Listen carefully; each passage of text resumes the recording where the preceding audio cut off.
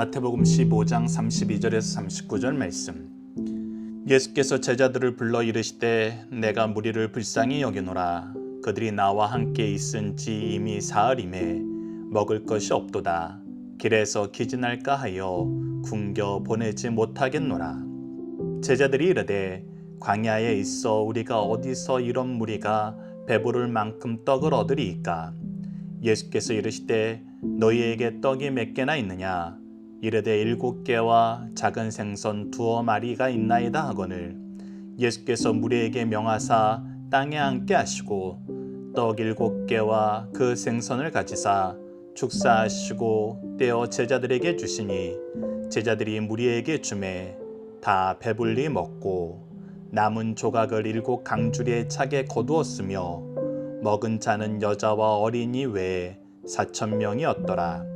예수께서 무리를 흩어 보내시고 배에 오르사 마가단 지경으로 가시니라. 아멘. 안녕하세요. 승리한 상가족 여러분, 그리고 강성성경 연구원 여러분, 오늘은 마태복음 84강으로 마태복음 15장 32절에서 39절 말씀을 예수님의 사랑과 능력을 찬양하자라는 제목으로 함께 말씀을 나누도록 하겠습니다. 승리한 삶은 박효일 목사님의 구속사로 조망한 성경 연속 강해집을 통해서 편집이 되어 있고요. 저희들이 지금 현재 나누고 있는 15장에서 21장까지의 내용은 마태복음 3권의 내용을 통해서 편집이 되어 있습니다. 말씀을 좀 더 깊이 있게 묵상하고 싶으신 분들은 마태복음 강해집 내용을 참조해 주시길 부탁드립니다. 자, 오늘 본 말씀은 계속해서 이방인들에게 복음을 전하시고 그 이방인들을 불쌍히 여기시는 예수님의 모습을 볼 수 있습니다. 자, 32절 말씀을 보도록 하겠습니다. 예수께서 제자들을 불러 이르시되 내가 무리를 불쌍히 여기노라. 그들이 나와 함께 있은지 이미 사흘임에 먹을 것이 없도다. 길에서 기진할까 하여 굶겨 보내지 못하겠노라 라고 말씀하십니다. 지금 예수님께서는 두로와 시돈을 거쳐서 갈릴리로 오시는 그 길을 이방 지역을 통과하면서 오고 계십니다. 그리고 그 지역을 돌아다니실 때 예수님을 따라서 나온 사람들이 있었습니다. 많은 연약한 사람들이 함께 나와서 고침을 받았습니다. 그러면서 예수님과 헤어지지 않고 계속 그곳에 머물면서 예수님께 말씀을 배웠다는 것입니다.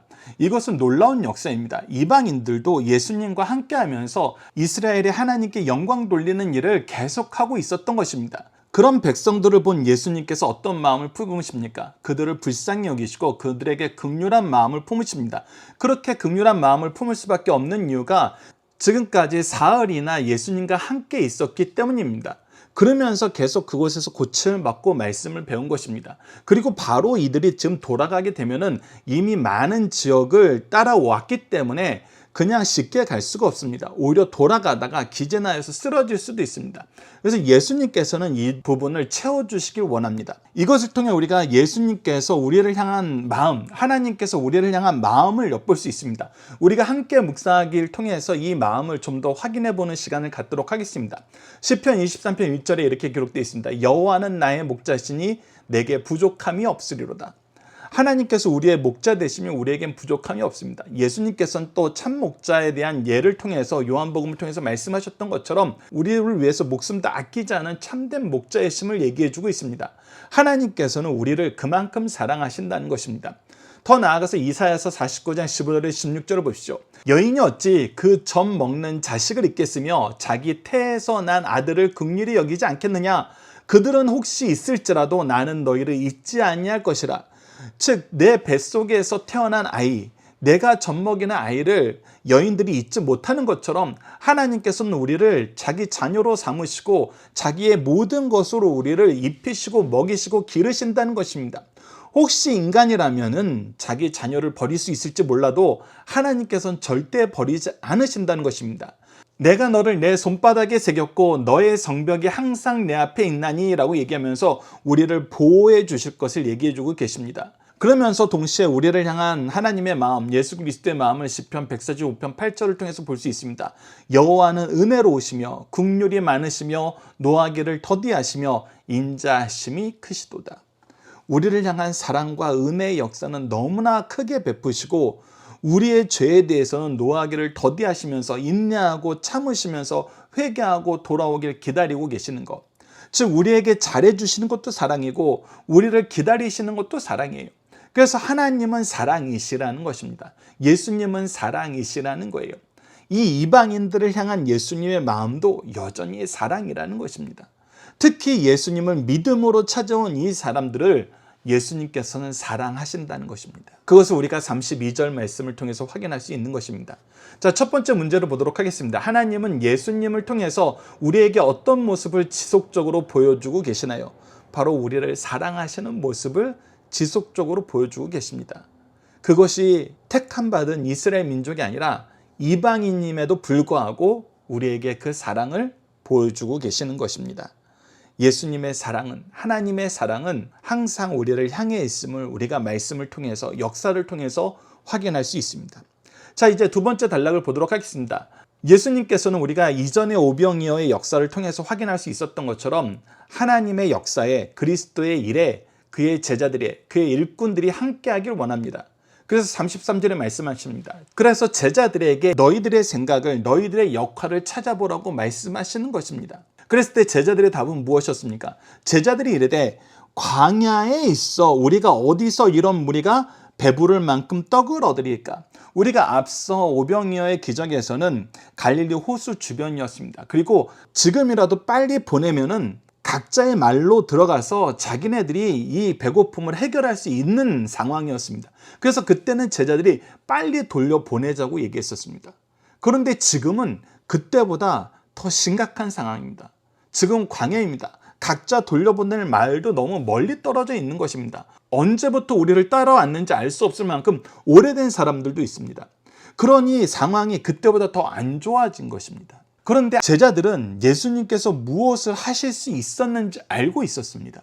그렇다면 예수님이 자기네들에게 원하는 것은 우리들이 이 일을 해결하는 것이 아니라 하나님께서 이 일을 역사하는데 동참하게 하기 위한 질문이라는 걸 알 수 있었습니다. 그런데 오히려 더 절망적인, 자신들이 더 연약한 상태에 있음을 더 강조하는 이야기만 하고 있습니다. 계속해서 보십시오. 우리가 어디서 이런 무리가 배부를 만큼 떡을 얻으리까?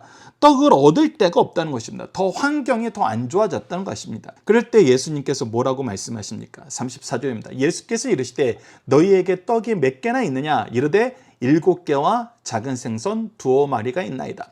우리가 오병이어에 비교하면은 지금 현재 제자들이 가지고 예수님 앞에 쓰임 받을 수 있는 것은 그때보다 더 많은 것을 볼 수 있어요. 그럼에도 불구하고 왜 제자들은 이 일에 더 적극적으로 동참하지 못했을까요? 우리가 함께 묵상할 말씀을 통해서 그 부분을 잠시 확인해 보도록 하겠습니다. 자, 적극적으로 동참하지 못하는 역사를 우리가 출애굽기 모세를 통해서 볼 수 있습니다. 출애굽기 4장 1절과 10절을 보면 다음과 같이 기록되어 있습니다. 모세가 대답하여 이르되 그러나 그들이 나를 믿지 아니하며 내 말을 듣지 아니하고 이르기를 여호와께서 내게 나타나지 아니하셨다 하리라. 오병이어의 이적과 지금 현재의 상황은 무엇이 달라졌어요? 대상이 이스라엘 족속과 이방인으로 달라졌었어요. 오병이어의 이적 이후에는 어떤 일이 있었어요?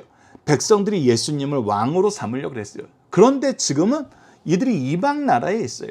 이곳에서 예수님을 통해서 이루려는 것은 오로지 자신들의 연약함이 체험받고 이스라엘의 하나님께 영광 돌릴 수 있는 그 영광의 말씀을 배우는 거예요. 그러니까 여전히 자신들의 상황은 전혀 변하지 않고 제자들이 이 이방 사람들에게 드러낼 모습은 내가 이 사람들을 위해서 무엇을 할 수 있겠습니까? 라는 마음이 오병이어의 이적보다 더 크게 나타난다는 것입니다. 그리고 계속해서 자기의 연약함을 강하게 얘기해요. 출애굽기 4장 10절을 보시죠. 모세가 여호와께 아뢰되 오 주여 나는 본래 말을 잘하지 못하는 자니이다. 주께서 주의 종에게 명령하신 후에도 역시 그러하니 나는 입이 뻣뻣하고 혀가 둔하니이다.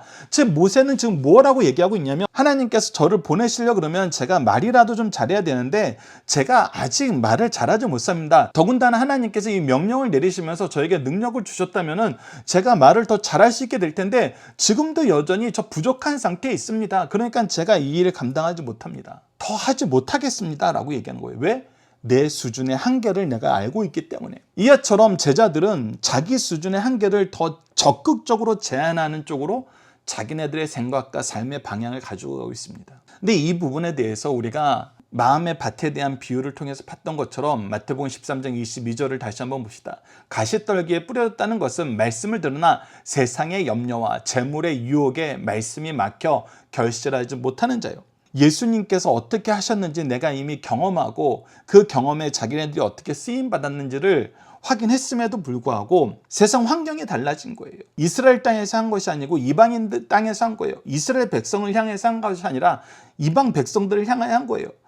이스라엘 백성들을 향하여 이스라엘 땅에 살 때는 자기네들이 큰 영광을 받게 되는 상황이었는데 지금 여기에서는 아무것도 받을 것이 없는 상황이에요. 그러니까 여기에서 쓰임 받기가 더 싫어지는 거예요. 그리고 여기서 무엇을 해결하려는 자기네들의 역할은 더욱더 축소되어 있어요. 우리가 외국에 나가지 않고 한국 땅에서 살면은 동일한 어려움을 겪더라도 내가 이것을 어떻게 해결해야 되겠다, 속된 말로 비빌 언덕이 조금 있어요. 그런데 외국에 가서 우리가 동일한 어려움을 얻게 되면은 오히려 그때는 내가 아무것도 할 수 없는 더 연약한 상태에 놓이는 것을 보게 되거든요. 지금 제자들의 입장도 마찬가지인 거예요. 자기네들이 잘 알던 지역과 자기네들이 지역이 아닌 곳에서 똑같은 어려움이 발생했는데 여전히 내 입장에서는 이것이 어려워 보인다는 거예요. 그러니 내가 이 일에 동참 못하겠다 그러는 거예요. 그때 예수님께서는 다시 동일한 걸로 물어보십니다. 너희에게 있는 것이 무엇이냐?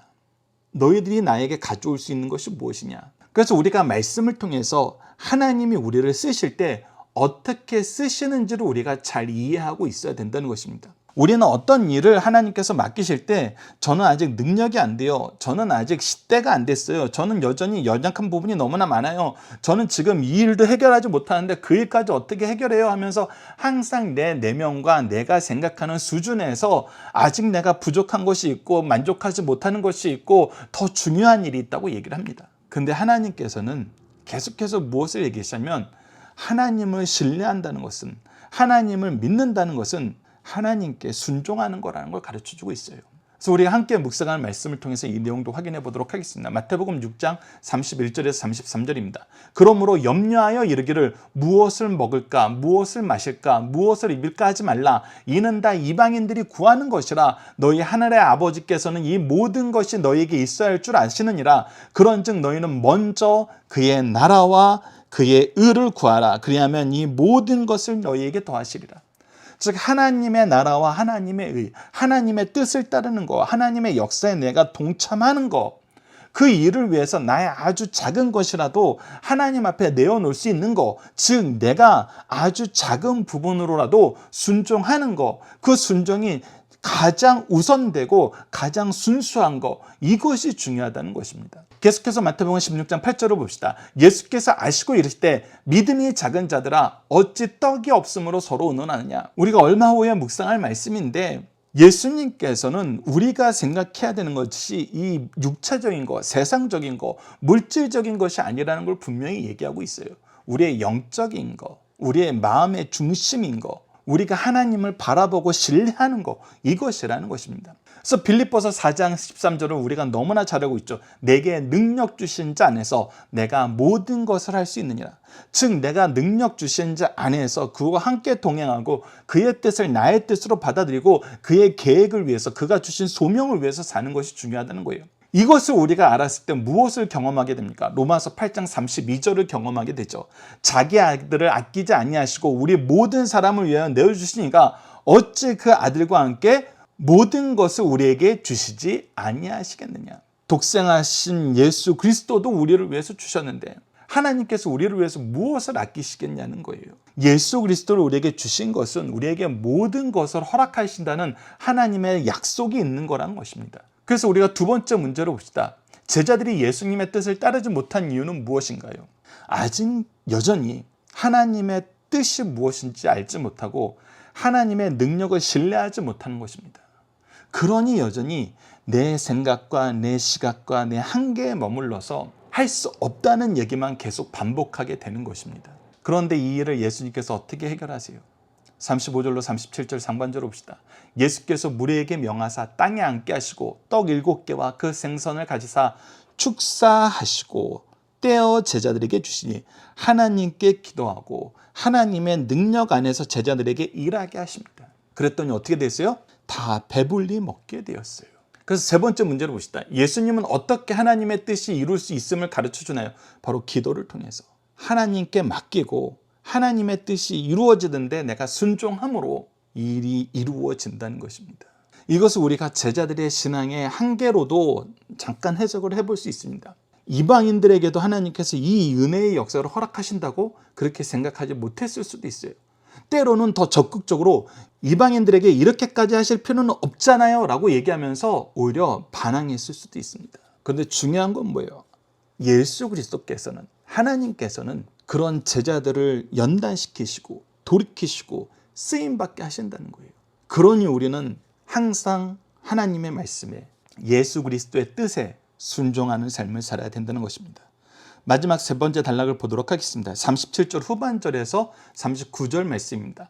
이전의 역사와 동일한 역사가 일어납니다. 37절 후반절을 보면 남은 조각을 7강줄에 차게 거두었으며 먹은 자는 여자와 어린이 외에 4,000명이었더라. 예수께서 무리를 흩어보내시고 배에 오르사 마가단 지경으로 가시니라. 예수님께서는 이 모든 사람을 채우시고 보내셨어요. 그리고 이 일을 통해서 하나님의 능력이 더 확실하게 드러났다는 것입니다. 우리가 함께 묵상할 말씀을 보도록 하겠습니다. 시편 136편 25절입니다. 모든 육체에게 먹을 것을 주신 이에게 감사하라. 그 인자하심이 영원하미로다. 우리가 오늘 본문 말씀을 통해서 볼 수 있는 것은 이제 헤어질 시기가 됐어요. 떠날 시기가 됐어요. 그러면 우리가 그 이전까지의 역사가 사람들의 모든 연약함을 다 채워주시고 모든 요구를 다 들어주신 정말 최선의 수고를 하신 예수님의 모습이었어요. 솔직히 그들이 돌아가는 데에 대해서는 예수님이 책임지실 필요가 없었어요.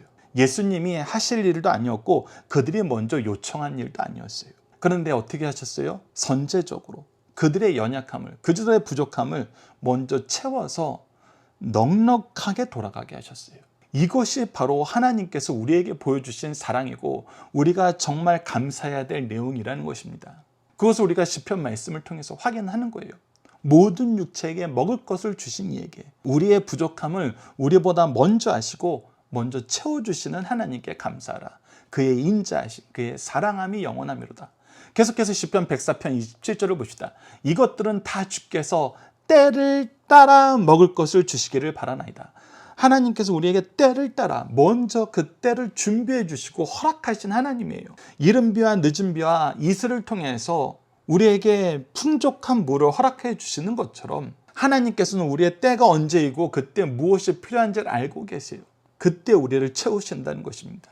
히브리서 11장 6절을 봅시다. 믿음이 없이는 하나님을 기쁘시게 하지 못하나니 하나님께 나아가는 자는 반드시 그가 계신 것과 또한 그가 자기를 찾는 자들에게 상 주시는 이심을 믿어야 할지니라. 하나님께서는 우리를 채우시길 기뻐하세요. 우리를 채워서 더 많은 복을 우리를 통해서 나누길 기뻐하세요. 이것을 우리가 항상 기억해야 된다는 것입니다. 우리보다 먼저 일하시고 함께 일하시고 결과를 책임져 주시면서 항상 때에 따라서 필요한 걸 공급해 주시고 사랑으로 이끄신 하나님, 그것을 우리에게 드러내길 기뻐하시고 우리를 통해서 이 일을 또 확장시키실 기뻐하시는 예수님, 이것이 이스라엘 민족에게만 머물지 않고 이방인들에게도 동일한 사랑의 역사로 베풀어지고 있음을 통해서 이방인들까지 그 복음의 대상이 되고 땅끝까지 이것을 전하시고자 하시는 하나님의 계획이 있음을 우리에게 미리 알려주신 예수님, 우리가 이것을 믿고 우리가 나아가야 될 방향, 그리고 그때마다 인도하시는 하나님의 손길, 이것을 경험하길 기뻐하는 우리 승리한산 가족 여러분들, 강성성경연구원 여러분들에게 기도합니다. 자, 이제 문답으로 나누는 중심사상 하나씩 보도록 하겠습니다. 첫 번째입니다. 하나님은 예수님을 통해서 인생들이 무엇을 경험하게 하시나요? 하나님이 우리의 선한 목자 되심과 우리를 사랑하시는 아버지 되심을 경험하게 하십니다. 하나님은 예수님을 통해 우리의 영육간의 모든 필요를 채워주시는 분이심을 보여주고 계십니다. 모든 기적의 기본 목적은 3일간 예수님을 따라다닌 군중들의 궁핍을 채우기 위함이었어요. 예수님께서는 우리의 육신적 필요까지도 채우시길 원하십니다. 그러므로 물질 없음을 걱정하지 말고 그 나라와 그 의를 구하는 자들에게 모든 것을 채우심을 믿고 나아갈 것을 가르쳐 주십니다. 두 번째, 예수님은 목자로 어떠한 본을 보여주셨나요? 예수님은 목자로서 친히 자기 양을 먹이셨습니다. 이 기적은 주 안에 있는 자는 부족함이 없으며 주님께서 생명의 떡이심을 가르치기 위한 전제적인 기적임을 우리가 알아야 됩니다. 그러나 사람들은 육신의 떡에만 몰두하다가 영적 메시지는 잃고 말았습니다. 우리도 육신적인 문제와 우리의 삶에 너무 집중하면 영적인 것을 볼 수 없게 된다는 사실을 우리에게 가르쳐주고 있습니다. 세 번째입니다. 어떻게 사는 것이 예수님을 본받는 삶을 사는 것인가요? 주님이 주신 시간과 재능과 물질, 은사를 나의 뜻을 이루기 위해서 쓰지 말고 주님의 뜻을 이루는 일, 축복의 통로가 되어 은혜를 나누는 일에 사용하자는 것입니다. 이때 주님은 우리를 통해 큰 일을 행하십니다. 예수님께서 떡과 생선을 가지사 축사하시고 떼어 제자들에게, 또 제자들은 무리들에게 나누어질 때 능력이 나타났어요.